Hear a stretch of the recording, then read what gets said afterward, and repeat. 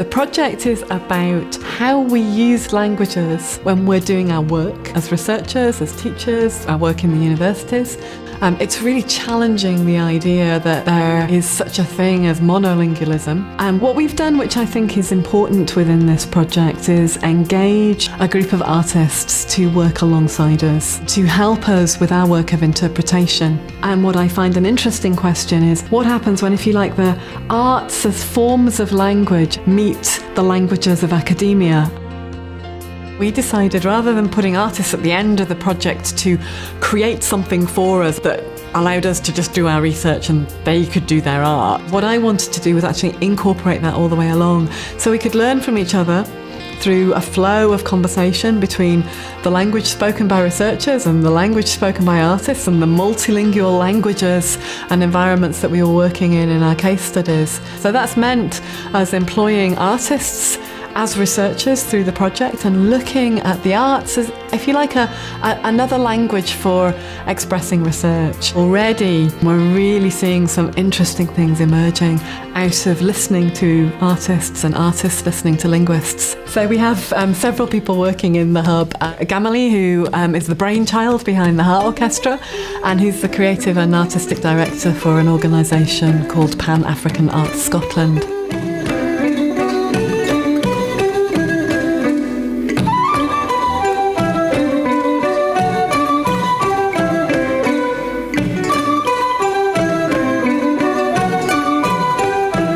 I think music is important in everybody's life.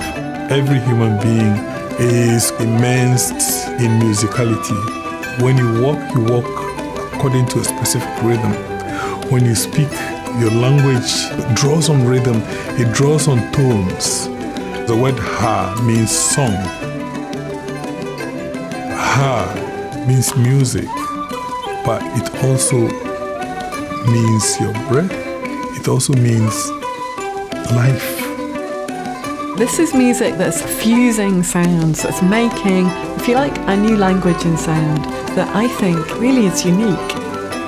Working with musicians, working with musical instruments that have technically migrated, it's a new experience. The Heart Orchestra was really a project to bring together the musical instruments of folk traditions, indigenous traditions in Scotland and in Europe, alongside traditional instruments played from across Africa. The idea of bringing together different musical instruments and bringing together many people from different cultural backgrounds who have settled in Scotland draws on the fact that, there is an opportunity for exploring values, wealth that's moved from one part of the world to another. People who have come together to be a part of our orchestra, and the music they make becomes a part of Scotland. In the social setting that's been created, people discovering new instruments, people even deciding to learn musical instruments that they've never seen, they've never touched. I see a lot in that. We are all rubbing off each other, we are learning from each other. For me, the project of multilingualism works against the danger in a single language, the danger in one way of seeing things. And that is also like the danger in there being only one way of doing research, only one way of presenting research. And actually saying there are many ways, and we are always inventing new ways as human beings. And the Heart Orchestra really embodies that for me and is a really extraordinary example of something that I think is very exciting and quite unique at this moment in time.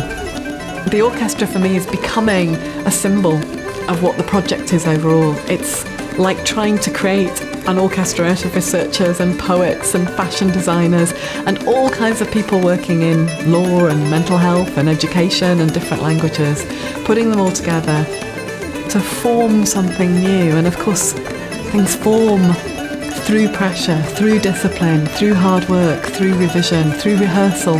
And I think the Heart Orchestra are showing us how it's done.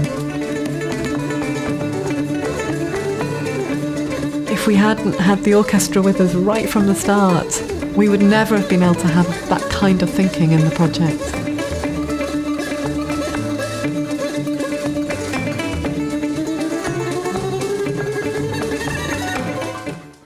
I've constantly, as far back as I can remember as a child, being, so captivated by music in general.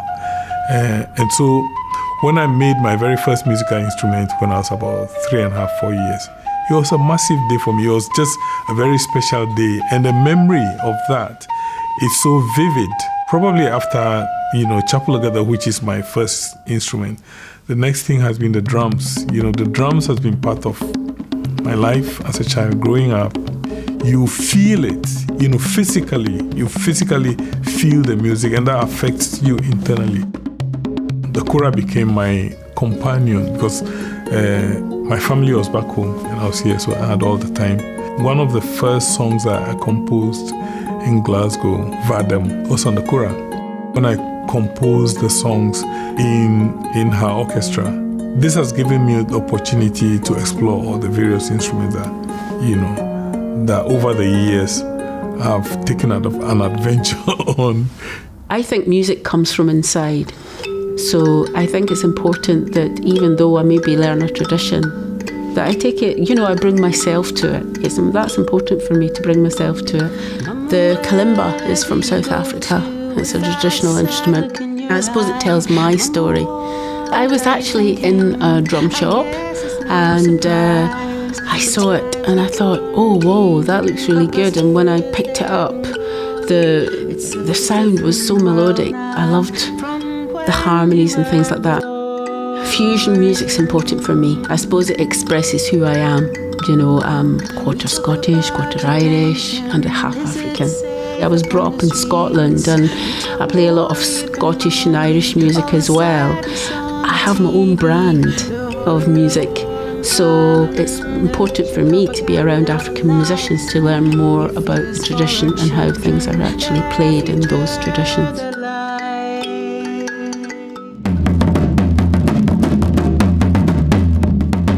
I was born into a family of master drummers, and I also belong to a group of Asafo, a group number 2 company of Asafo group in Cape Coast. When we are kids, master drummers, they give us a chance to try our hands. If you try to play something and you make a mistake, they will come and then they will play it at your back whilst you are playing to guide you. So I started from there. This kind of music that we are making here, it's a new experience. We are trying to bring all the instruments from all over Africa together to make one music. This is totally different. The music we play in her, it's something that you can never sit down and then listen. It moves you. It's been a fantastic opportunity just to meet some really great people and that sort of connection and those special moments, and also hearing the different instruments and the talent of the individual musicians in the band. It's been a really nice opportunity.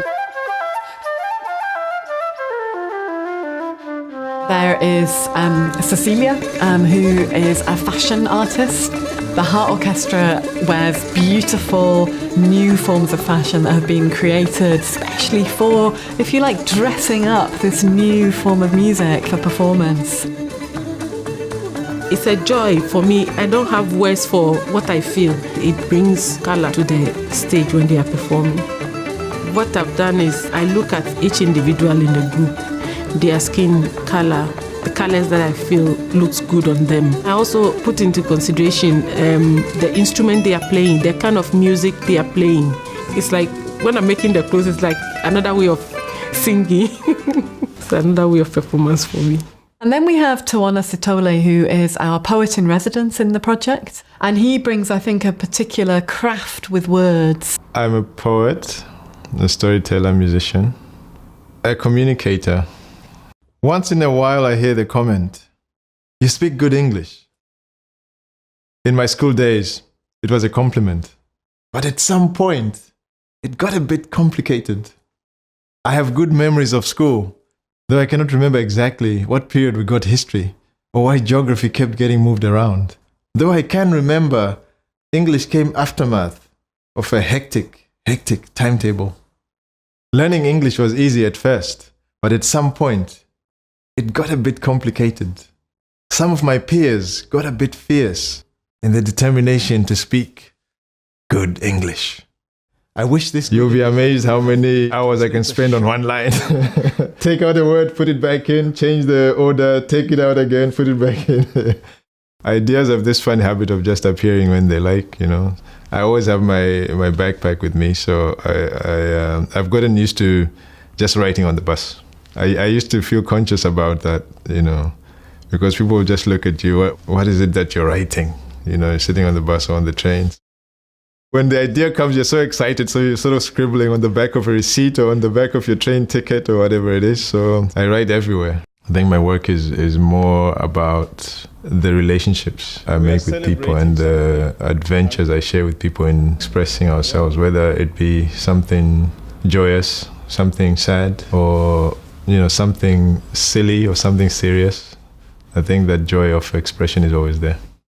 The hub is like a lab. You know, so we're experimenting. You've got artists and academics thrown in together, and so we're experimenting. You know, we've all got our chemistry sets. We're learning language that other people, our colleagues use. I speak a lot with my body. When someone is dancing, when someone is moving, it's another form of translation. You know, the embodiment of the whole thinking instead of just thinking from here upwards, thinking with the whole body. Really, a lot of my work is about project management, but I'm also looking forward to having a bit of space for exploring my own poetry, some of my own interests in drama and performance, and also in music. We've also employed a researcher full-time to work alongside the three creative artists. For me, it's really important to have somebody who's worked on those kinds of thoughts and theories and theatres of the past, who can see acutely what their resonance is for the conditions of the 21st century. I think what excites me about the project and of using Tawona's poetry skills and Gamli's music skills and the knowledge I have about drama in research is that it's methods that immediately involve people. Poetry immediately connects people with each other. So when somebody writes poetry and then you share it later and you listen to each other or making music together, it's the sort of point where we can connect as human beings, and it's very immediate. Music and drama allow for that space where the non-verbal and the multilingual can find their place.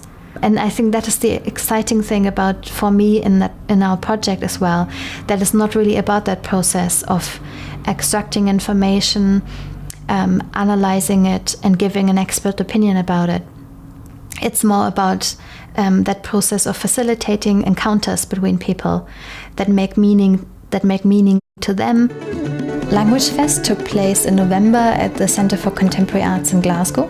And we celebrated multilingualism through participatory creative arts workshops.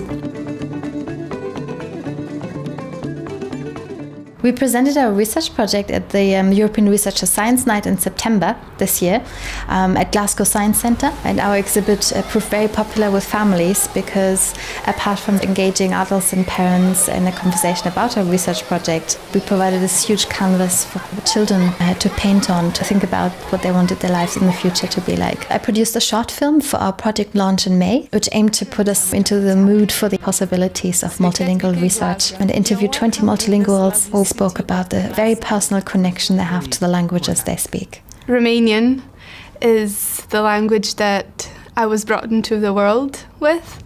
It's the language of my family. It's the language in which the people that I love communicate with me and I with them. It's the language in which I communicate with myself most of the time. It's the language in which I was told I love you, in which I first swore as well, and just a language that defines who I am.